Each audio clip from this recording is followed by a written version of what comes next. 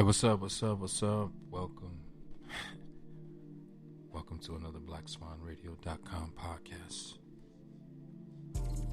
I'm your host, Rondell Jordan, here again with a little bit of food for thought for you. High level conversation, worldview conversation. You know, there's a lot of conversation on the internet about relationships. You know, it dominates my feeds, you know. I think it's because it's something that both males and females are interested in,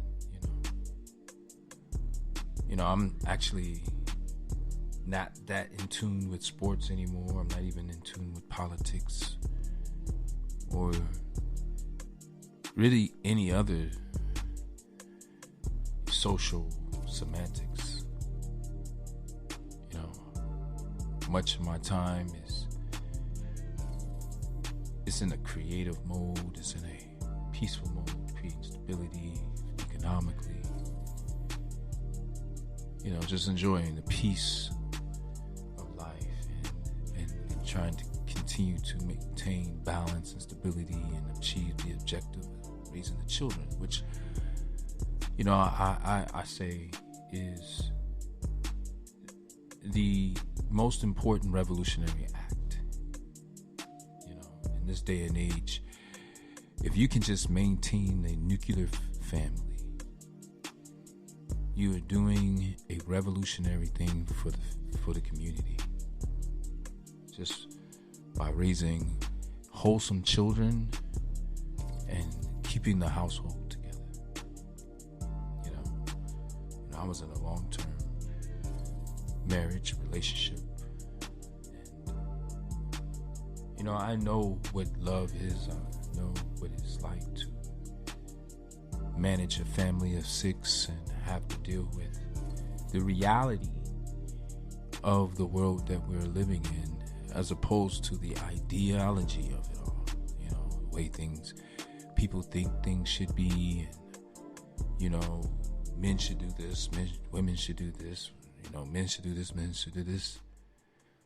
You know, I've been shown, you know, other cultures in my travels, you know, whether it's in Egypt. When I was in Egypt, I seen a family who had invited me and my sons into their home, and they hosted us for brunch. And, you know, his wife was pregnant, his children were on the bed, I was sitting on the bed.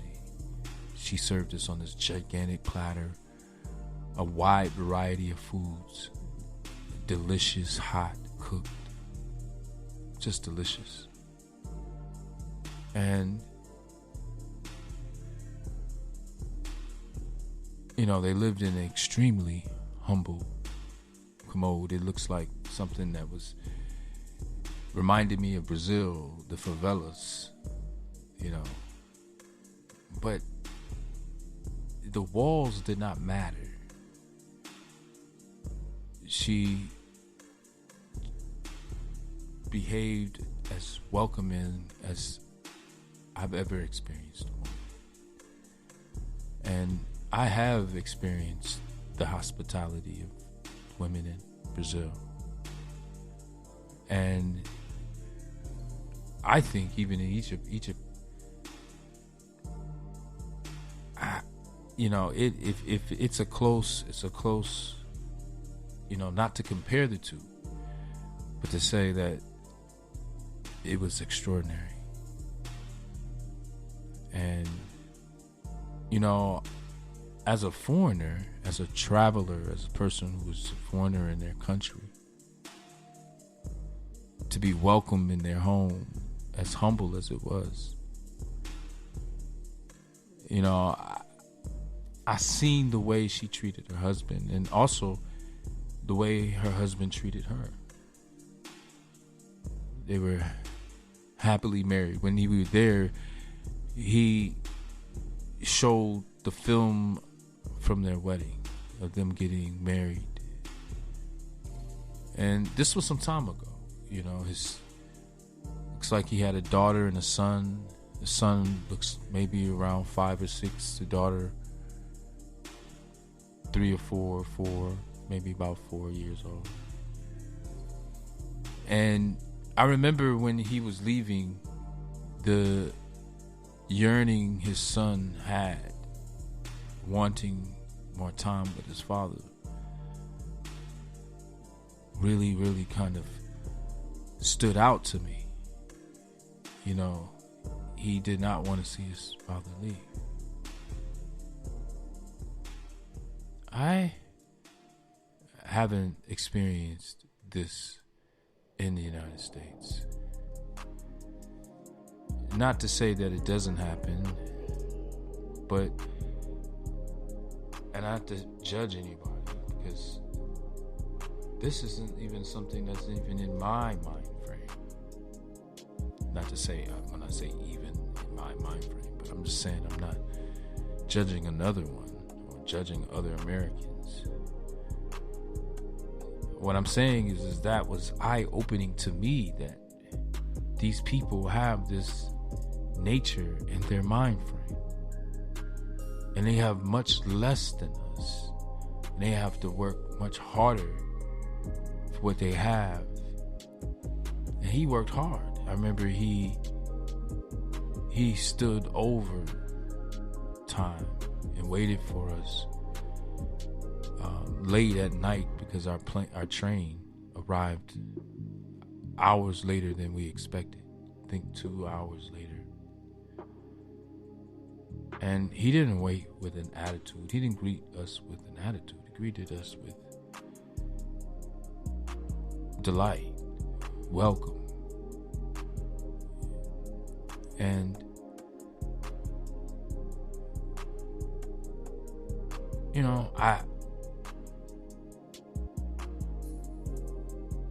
I've seen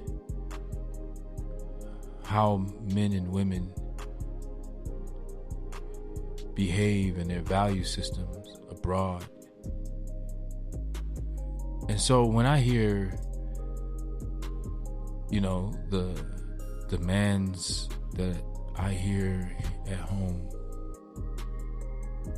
on the internet, and from my sisters, or from,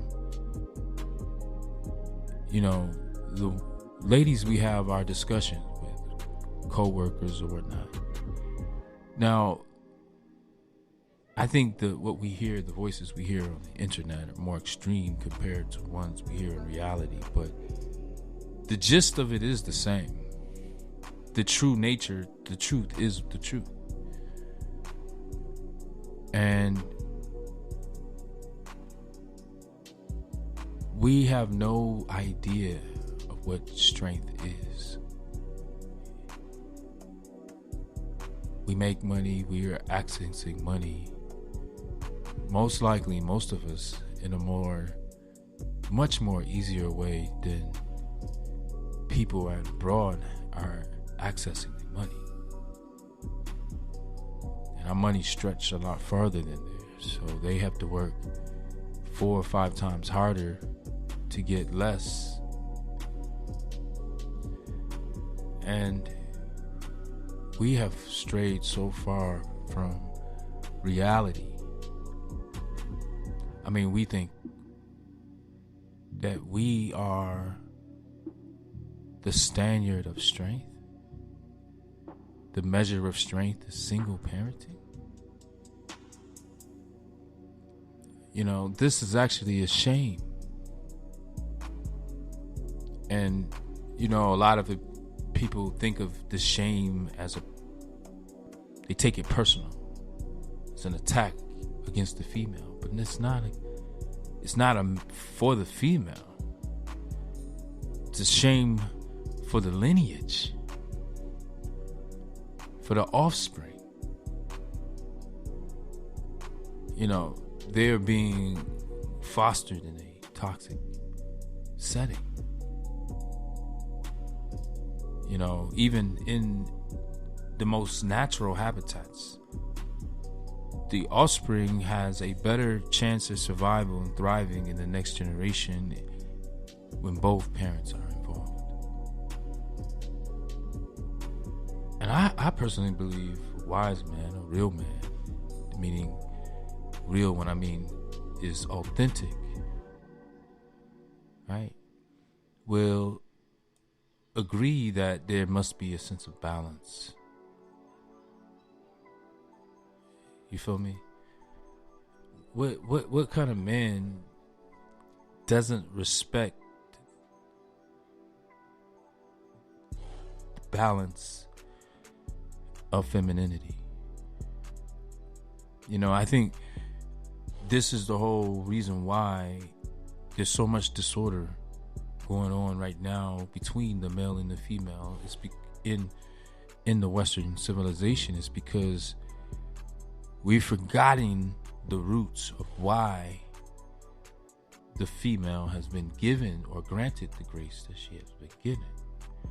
So since we're so far removed from the origins, the reason why women have the privilege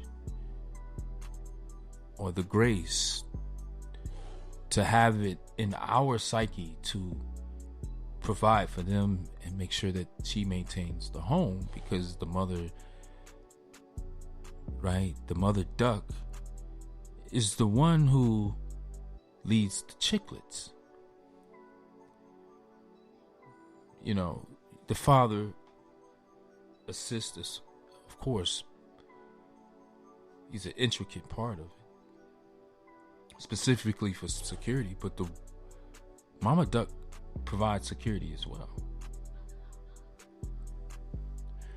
This is the reason why the women in Kemet and Kush, what we call the Egyptians, this is the reason why they adorn their heads with the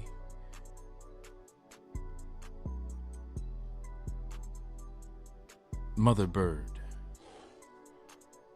the hen, the quail, the mother quail, because she protects the young fiercely, vigorously. She feeds the children. She provides and she protects just as much as the male. We are providers and protectors. But the male handles the first line of defense. We're the first line defense. Simply because it is our nature, we possess more strength. So it's important for us to take the forefront, the front line. Unless there's some other strategic motivation behind it. But ultimately what I'm saying to you is that just like when I seen in Tanzania, Zanzibar specifically, where the men and their sons would go out on their man-made, handcrafted boats, sailboats, and they would go out into the waters in the early sunrise, and they would go fishing for the day. The boys and their fathers, uncles. And when they came back from casting their nets and retrieving what they had collected for the day, they bring these fish back to